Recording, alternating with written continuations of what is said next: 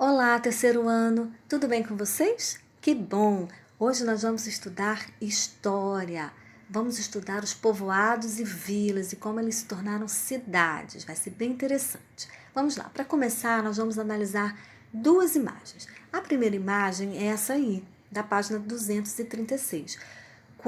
Foi quando o português Pedro Álvares Cabral chegou junto com as suas embarcações em terras brasileiras. Quando eles chegaram, eles já encontraram os indígenas aqui, tá? Esse lugar é chamado hoje de Porto Seguro. E nós temos aqui na nossa segunda imagem uma fotografia de Porto Seguro nos dias atuais, né? Talvez até você já conheça, já tenha ido lá em Porto Seguro. É uma cidade bem bonita, turística, várias pessoas vão lá para conhecer e passear.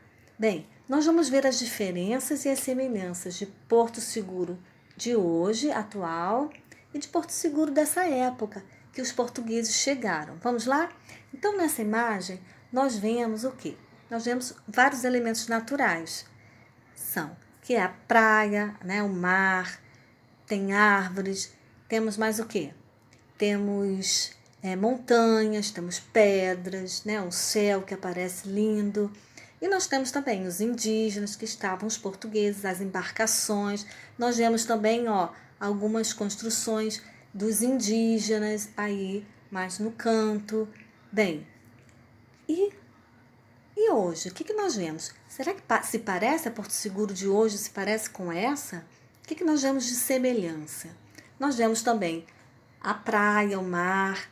Nós vemos os indígenas? Não, os indígenas não estão mais aí, não é, pessoal? Os indígenas, eles não gostam de ficar, a maioria deles não gosta de ficar na área urbana, eles gostam mais da natureza, né? Nós vemos aqui elementos também, mais elementos da natureza, né? Nós vemos vegetação lá no fundo, aqui na frente também, mas nós vemos também construções humanas, temos casas e várias outras construções que a gente consegue ver nessa imagem, né? Nós vemos que Porto Seguro mudou muito, né?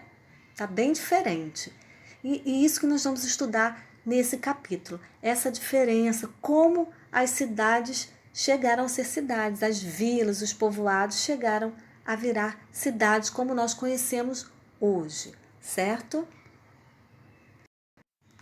Nós vimos que quando os portugueses já chegaram aqui, eles já encontraram os indígenas. Os indígenas eram muitos e eles estavam espalhados por todo o território brasileiro. E eles se dividiam em tribos, certo? Por todo o território. Eram mais de 500 milhões de indígenas, todo o Brasil. Muitos indígenas, né, pessoal? Então, eles se organizavam em aldeias. E aqui nessas duas imagens nós vemos aldeias diferentes, com formatos de casas diferentes. A primeira aí, eles tem um formato de quê? Retangular. Olha só que interessante. E esse meio aí se chamava de pátio central, que é onde eles fazem os rituais deles, as danças. Lembra que nós estudamos em ciências? Que eles gostavam de tocar instrumentos, dançar, isso mesmo. Então eles faziam aí nesse espaço. E no de baixo é uma outra tribo, a tribo dos Chavantes, que já tem um outro formato diferente. E os indígenas têm outras coisas diferentes, né? Eles têm línguas diferentes, eles têm religiões diferentes, costumes, tradições, tudo isso. Mas tem uma coisa que eles têm outras coisas parecidas, mas uma coisa mais interessante é que eles cuidam muito bem da natureza. Eles só retiram da natureza aquilo que eles vão utilizar, usar. Eles não tiram à toa. Eles caçam, eles pescam, eles plantam, mas somente aquilo que eles vão utilizar. Nada para desperdiçar, certo? Então, nós vimos que os indígenas se organizam em aldeias, certo? Eles moram em aldeias, eles não moram em cidades como nós. Será que é possível? Será que eles conseguem viver bem, felizes em aldeias e não em cidades? O que vocês acham? Pensa um pouquinho sobre isso.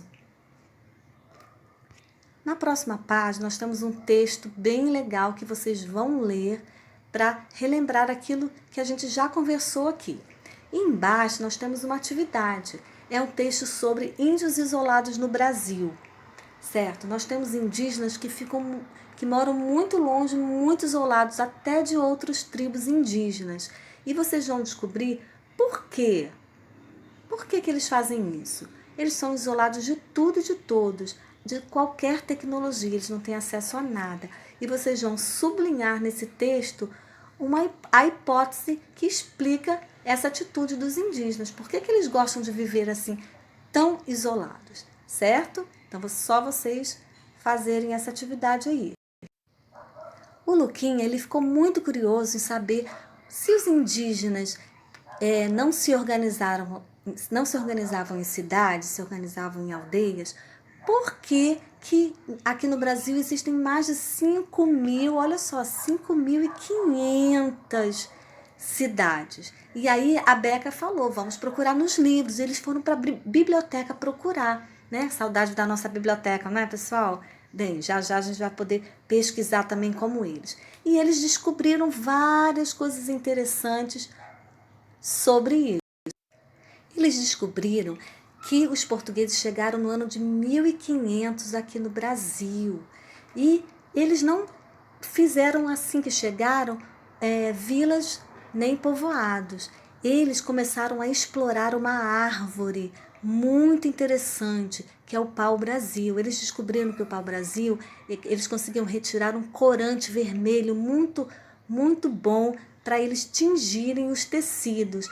E aí eles fizeram feitorias, que eram galpões grandes, e os indígenas começaram a retirar as árvores de pau-brasil, levar para dentro dessas feitorias, e dali eles encaminhavam para os navios. Sim? E aí eles descobriram também que os franceses, eles também estavam interessados no pau-brasil, também pediram para os indígenas retirarem pau-brasil para eles. E aí o rei de Portugal ficou muito pensativo, achando que os franceses iriam invadir o Brasil e dominar e querer pegar as terras para eles. E aí eles resolveram, que o rei de Portugal resolveu? Resolveu que eles iam enviar um militar chamado Martim Afonso de Souza, junto com várias pessoas, e para morar no Brasil. Eles foram viver no litoral, no lugar onde hoje é São Paulo. Bem, eles começaram a cultivar cana. Martim Afonso, então, fundou a primeira vila brasileira, que tinha o nome de São Vicente, a Vila de São Vicente, certo? E como em Portugal eles viviam em vilas e cidades, então eles trouxeram para cá os seus costumes e a sua cultura. Então aí está a resposta para o Luquinha, né? Para a charada de Luquinha. As cidades brasileiras surgiram com a chegada dos portugueses aqui no Brasil, certo? Então agora vamos para a próxima página. Aí nós temos aí o perfil de Pedro Álvares Cabral, bem interessante, vocês vão ler e vão descobrir um pouquinho mais sobre ele, certo? E aí uma perguntinha, quando foi fundada, os portugueses construíram 3 instalações militares próximas à vila de São Vicente. Por quê? Por que eles colocaram os militares em volta da vila? Por quê? Vocês vão pensar em tudo que nós lemos, vocês vão reler e vão responder essa pergunta. Bem, e aí nós temos aí acredite se quiser, sobre uma outra cidade aqui no Brasil chamada Olinda. É uma curiosidade.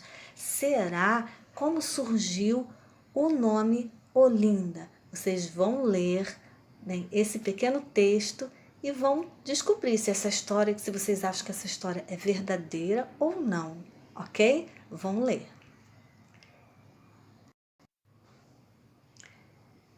Em Olinda, então, desenvolveu-se o cultivo de cana e a produção do açúcar.